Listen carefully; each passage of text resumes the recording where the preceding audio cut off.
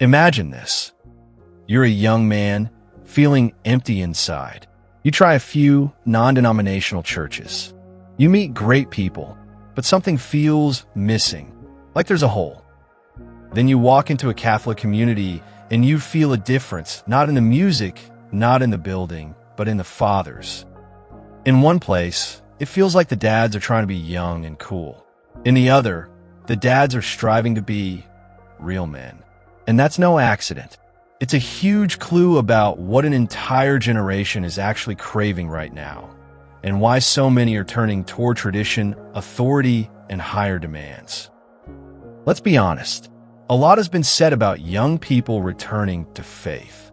They say it's because they're fleeing the nihilism of hookup culture, yearning for beauty and transcendence, or searching for stability as social structures fall apart. But underneath all those explanations, there's something deeper, something almost taboo to say out loud. A longing for real authority. Authority that's outside and above yourself. Authority that demands something, yet is benevolent. Authority that calls you to a life of consequence and meaning. Look at our culture over the past few decades. The very concept of authority has been torn down, lumped in with authoritarianism. And the most destructive damage has been to manhood. Progressive ideology told a culture already losing fathers that men have no unique role, that what we need is less masculinity. At the same time, the sexual revolution made bad behavior easy and recast virtue as repression. The result? Men were weakened, women were hardened, and the sexes were set against each other. Now, this same suspicion of authority and tradition seeped into many churches too, shaped by a baby boomer mindset that questioned authority and worshiped youth. Our Christian inheritance in worship and moral teaching got watered down into something thin, therapeutic, and inoffensive. The goal? To keep young people. The message that came through was, nothing much is expected of you. You are enough just as you are. But a life that's only comfortable eventually feels meaningless. The generation that glorified rebellion got old. The logic that celebrated breaking rules as courage left too many wounded people in its wake. In the end, rebelling against authority became the ultimate boring sin, and young people today sense the fakeness. This isn't just about manhood or bad church music. It's in our institutions. Remember COVID? Authorities enforced harsh policies that were often unnecessary, isolating, developmentally harmful, and the burden fell disproportionately on the young. Those same authorities then turned around and pushed the clear falsehoods of gender ideology with the same certainty. And the media amplified it all.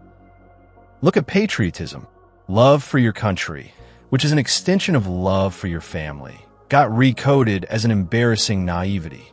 To be patriotic meant you were ignorant of your country's flaws, or worse, a fascist.